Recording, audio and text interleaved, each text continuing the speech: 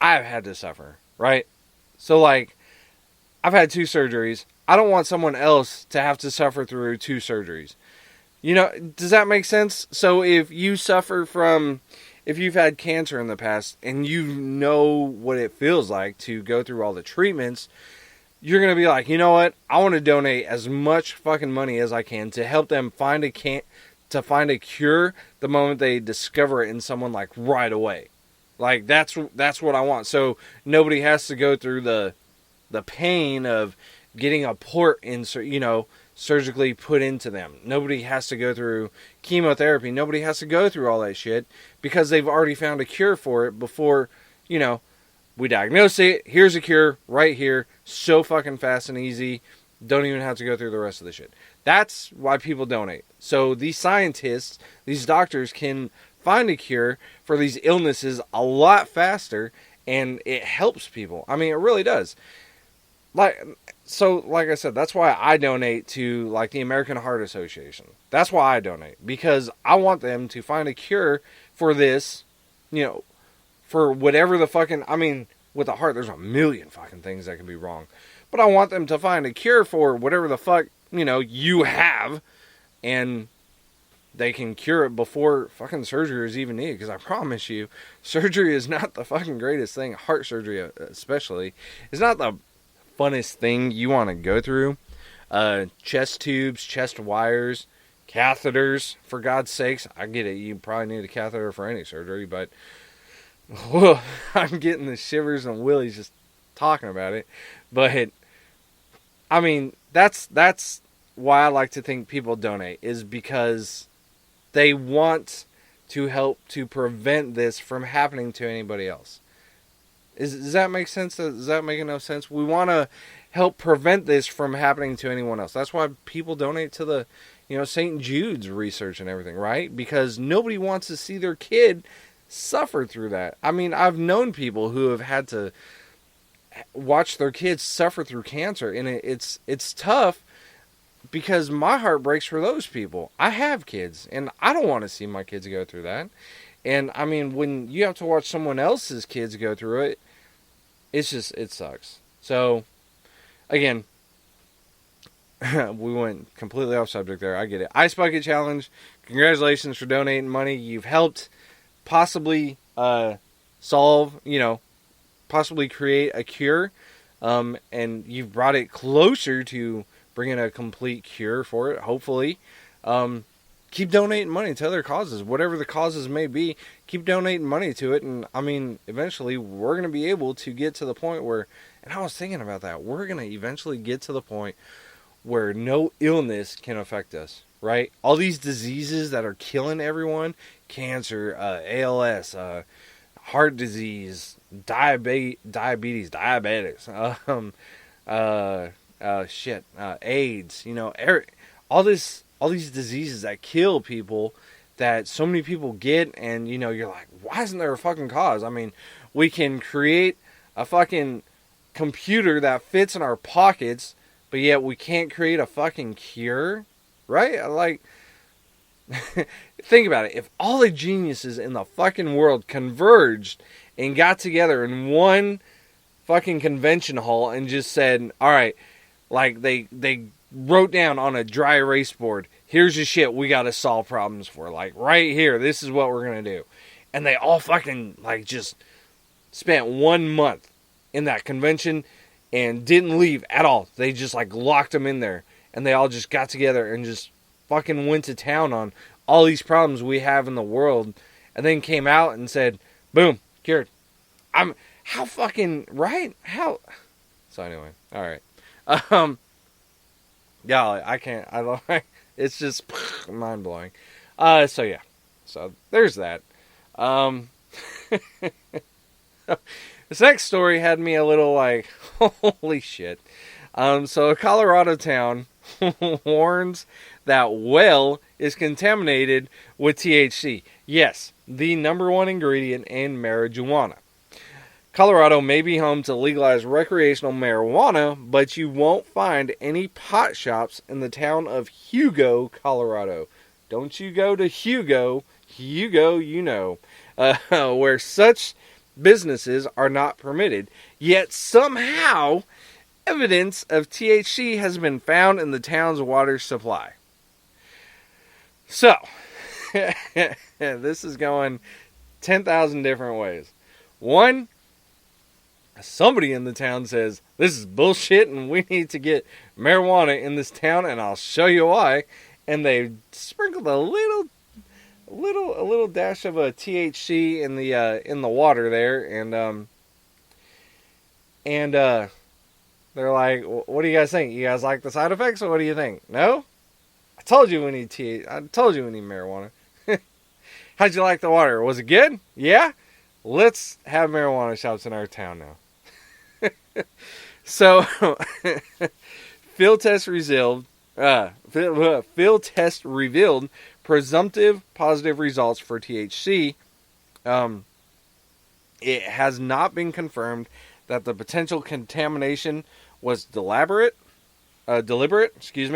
but signs of tampering were found on one of the 5 main wells that supplies water to the town of 720 people about 100 miles southeast of Denver. So, as I'm reading the story, I'm thinking to myself, this could be one of two things. One, it's somebody, who's like, someone who is likely to spike the punch at a dance, right? Okay. Or it's someone trying to be like, oh, look, fucking, this wouldn't happen if we didn't legalize marijuana, fucking people, and so now they're trying to, they're either going to say, A, it's because some pothead fucking thought it'd be funny, and this wouldn't have happened. Bullshit, it would have happened, because anyone with marijuana could have spiked the water well. Or someone could be trying to say, oh, well, look, it's from people pouring their bong water down the drains, and now it's getting into our water system, and now it's fucking with our shit. Well, the water well was tampered with, sir, so why don't you just pour your bong water outside in the grass or something and help the environment a little bit, I mean, that's all I'm saying. So, health effects. Yeah, there's health effects from ingesting drinking water contaminated with THC. But they depend on several factors. Okay? Alright, let's hear it. Including how much THC is in the water. That is the one thing in the story they did not specify, was how much. The story I found, they did not specify how much THC was in the water. So I don't know. They wouldn't say. So I don't know if it was enough to even feel a high, if it was enough to even feel a buzz, or anything like that. So yeah. How much water a person drinks. So, again, depending on the levels of THC in the water, well, or whatever, if the person was at a gym and they're like filling up a tall glass of water and they're like, holy fuck, that was a massive fucking workout I just did. Let me go drink a gallon of water because I'm so fucking thirsty. If you've ever been high, can you imagine the side effects after working out and you drink some water? Can you fucking imagine oh my god. Wow. So, and how long the person is drinking the water. So, amount of water, how much THC is in it, and how long the person's been drinking. Yeah. What what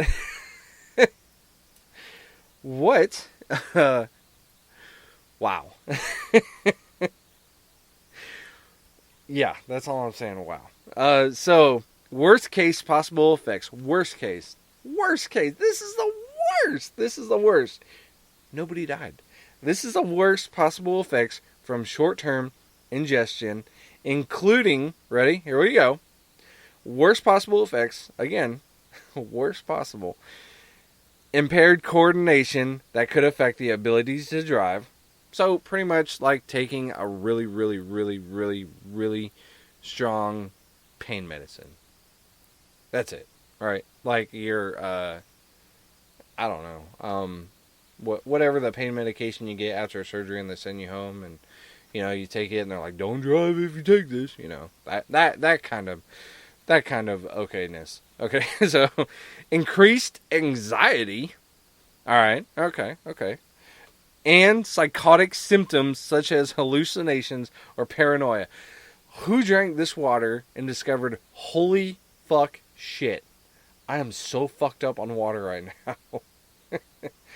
The fucking faucet is all wavy. It's something else, man.